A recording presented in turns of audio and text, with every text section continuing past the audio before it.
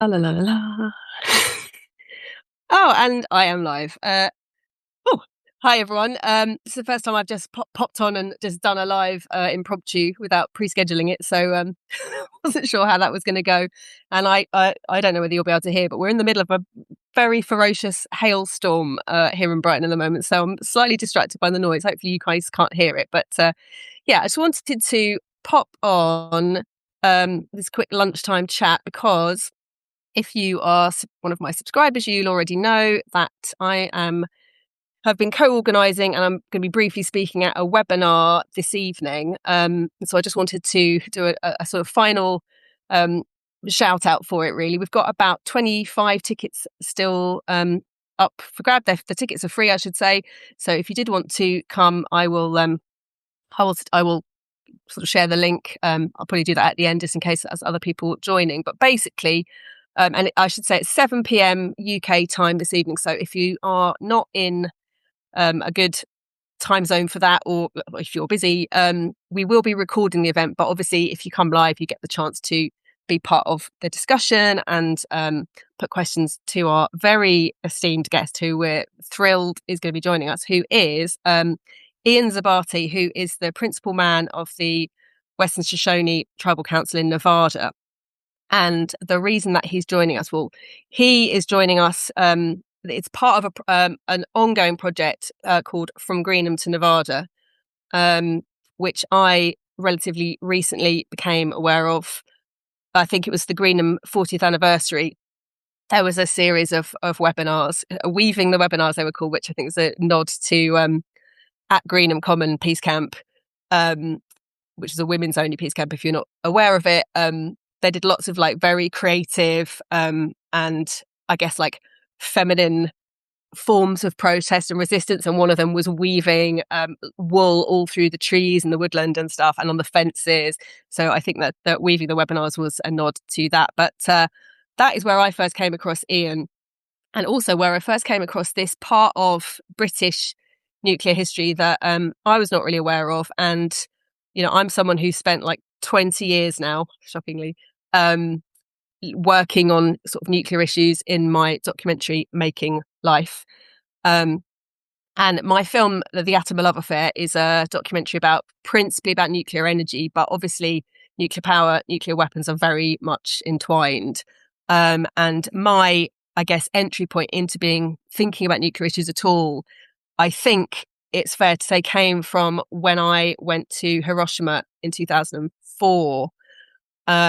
And so nuclear weapons, that was obviously an incredibly impactful kind of moment, going to Hiroshima and being there in person and just understanding in a way that I had not before actually what atomic weapons did there and do and could do.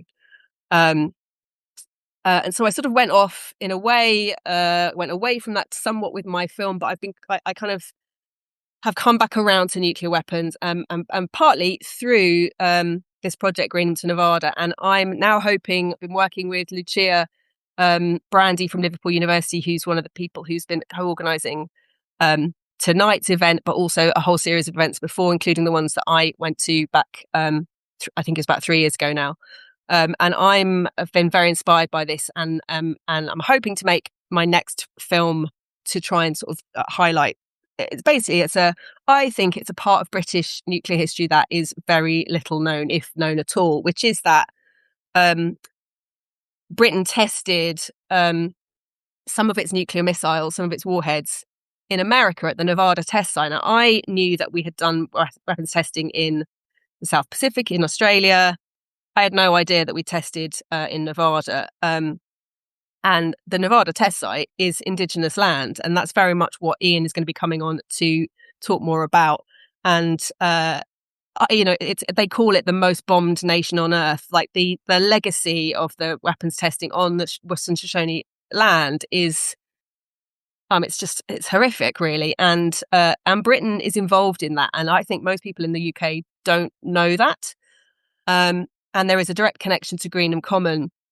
And it's funny how things kind of come around, because it seems that Greenham is maybe, well, I mean, I'm plugged into things, but it has felt to me like Greenham is having this little bit of a moment just now I did a live a couple of weeks ago with the mighty Eleanor Anstruther, whose new novel, Fallout, has just been released. And in fact, Eleanor was on Woman's Hour this morning, which was very thrilling, hearing the story of Greenham, reaching a much wider audience. One of the things that I found really shocking speaking to Eleanor is the realization that Greenham Common is not very well known. Like, it's well known to me. I've always known about it, but apparently it has kind of been forgotten. Perhaps because it was women. It was the biggest political action, female action, since the suffragettes. It lasted for 20 years. It was a success. The cruise missiles left Greenham, but people don't really know about it. And I think people certainly do not really know. Maybe some of the people on my subscribers list do know, because I know I have some of my subscribers are very sort of learned and or very involved in the world of nuclear weapons. But I think I'm fair to say that in the broader sort of public imagination, it's not known. So anyway, this webinar this evening is going to be principally a chance to hear from Ian with sort of new updates, obviously looking back over the terrible legacy of what we're talking, 8 decades now. I think it was the 80th anniversary of the Trinity test. Well, obviously it was the 80th anniversary last year of the first test and of Hiroshima and Nagasaki. But there's also that part of the world, it has been cited for a waste dump, for Yucca Mountain is adjacent, and that has been where they've been planning to, or been, I guess, negotiating and discussing putting the United States radioactive waste. That's an ongoing issue, potentially really not great for the people on that land who've already suffered decades of sort of pollution and all kinds of health effects. And going back even before that, there's Ian will talk to us about the longer history of this land. This is contested land. I don't want to get into it. I'm no expert. I will let Ian speak on that. But so yeah, there's the Yucca Mountain issue, and then there's this newly emerged kind of aspect of the nuclear story that has just been kind of coming to the foreground in the last, I guess, couple of years, which I'm sure everyone is aware of, which is AI and its huge need for data and massive data centers. And I'm sure you'll have seen that lots of the big tech companies are turning to nuclear energy to hopefully power these huge data centers that they want. And that is not unconnected either. That connects back to this story, nuclear colonialism, basically, with various strands. So we're going to be hearing mainly from Ian, who's got a new presentation with updated information that he wants to share. I'm going to speak briefly about my I'm still very, very early in the conception of this film, and I really want it to be a sort of co-created project, working with the people who might be in the film, but also working with, I guess, like the audience, the people who are interested to bring this to life and to help bring this story to a broader audience in the UK, I suppose, principally, but beyond that as well. And we're also going to be hearing from Jane Gregory from the Aldermaston Women's Peace Camp, which continues. It's a monthly peace camp at Aldermaston, which is a key site for the British nuclear weapon industry complex. And they have a monthly peace camp ongoing still down there. And Jane she went to the Nevada test site back in the 90s and has a deep decades-long relationship with the Western Shoshone. And it's something that that's, I guess, was my big way into coming to understand how Greenham was not just about stuff that was happening in this country. It was actually very international and had all kinds of links around the world, of which the Western Shoshone was a very important one. So I've been chatting away. I just wanted to just remind everybody and warmly invite you to come if you can. I will try and verbally give you the sign up link, but when I send the replay out for this, I'll stick it in there as well. But it's basically from bombs to data centers, but with a hyphen between each word. So from -bombs -to -data -centers.